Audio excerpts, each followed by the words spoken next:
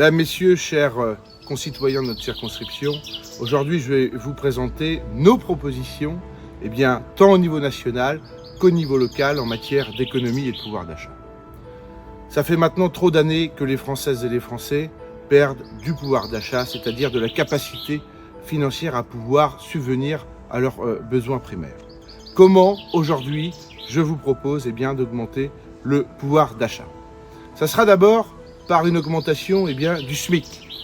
Chacun peut dire, mais comment vous allez faire? Déjà, ce sera effectivement une augmentation progressive, de manière à soutenir l'économie, de manière à faire en sorte de redonner du pouvoir d'achat aux travailleurs et aux travailleuses. Vous imaginez bien, en réalité, qu'aujourd'hui, les entreprises sont en difficulté économique. Nous avons beaucoup d'entreprises qui nous interpellent au quotidien en disant que les carnets de commandes sont vides. Comment voulez-vous faire en sorte que l'économie reparte si les gens n'ont pas de pouvoir d'achat? Ça sera notre première mesure. Nous sommes les seuls également à s'engager par simple décret, lorsque nous serons élus, à annuler les hausses d'énergie de février 2024 en matière d'électricité, plus 10% qui ont été votés, en matière de gaz aussi également, qui sont aujourd'hui à l'horizon du 1er juillet 2024, qui vont aussi impacter le pouvoir d'achat. Nous annulerons ces hausses et nous ferons en sorte de préserver ce pouvoir d'achat. Nous ferons également en sorte d'augmenter l'allocation d'adultes handicapés à un niveau acceptable, de manière à ce que les personnes qui sont frappées et qui souffrent d'handicap puissent vivre dans des conditions décentes. Nous ferons également une grande conférence sociale entre patronat et syndicats, de manière à créer les conditions de l'augmentation des salaires. Il faut absolument que les salaires soient indexés sur l'inflation, mais également les retraites. Il n'est pas acceptable aujourd'hui que, face à une inflation galopante, nous ayons des salaires qui stagnent. Des salaires et des pensions qui stagnent face à une inflation galopante, ça veut dire que les gens s'appauvrissent. Ce n'est pas acceptable. Il faudra également prévoir des investissements dans les projets d'avenir et réduire notre dépendance dans les domaines stratégiques. On voit la crise des semi-conducteurs dans les industries qui nous pose aujourd'hui problème. Il faut absolument retrouver notre souveraineté industrielle par des investissements d'avenir.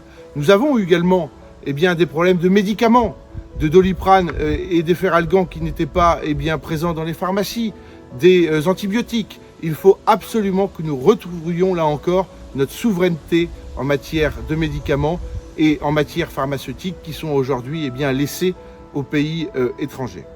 Nous devons également être souverains en matière de voitures électriques qui aujourd'hui effectivement sont trop souvent importées, notamment de Chine. Nous aurons également un investissement majeur à faire dans les panneaux photovoltaïques qui aujourd'hui, là encore, sont importés de l'extérieur de l'Europe et qui devront être fabriqués dans notre pays.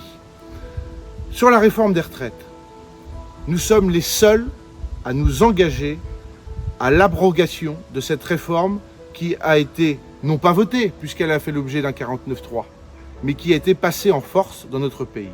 Je me souviens des grandes manifestations sociales dans nos rues, qui étaient composées de gens de tout horizon, qui légitimement voulaient avoir un débat sur cette question fondamentale du droit au repos après avoir travaillé toute une vie.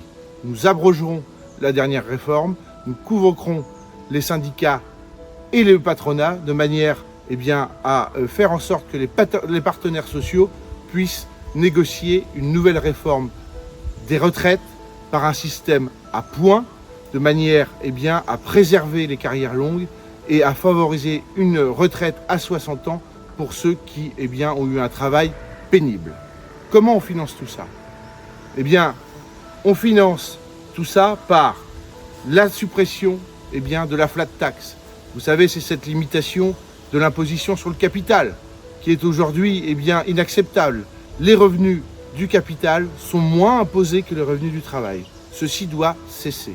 Nous devons avoir une justice fiscale et cette justice fiscale, c'est également la lutte contre la fraude fiscale qui est fondamentale. C'est également l'instauration d'un impôt sur le revenu progressif. Aujourd'hui, nous avons 5 tranches. Demain, nous aurons 14 tranches sur cette imposition sur les revenus qui doit être progressive de manière à faire en sorte d'avoir une justice fiscale pour tout le monde. Nous aurons également à soutenir la création d'un nouvel impôt sur la fortune. Il est inacceptable aujourd'hui que notre pays soit le premier pays en Europe qui compte le plus de millionnaires, alors même que nous avons 9 millions de pauvres. Ceci est inacceptable. Il faut que tout le monde contribue à nos politiques de manière à faire en sorte d'améliorer la vie des gens. L'ISF devra être rétabli et devra avoir une vocation également sociale et écologique. Et enfin, nous avons d'énormes ressources à trouver dans toutes les baisses de cotisations et de charges qui ont été décidées ces dernières années à destination des entreprises.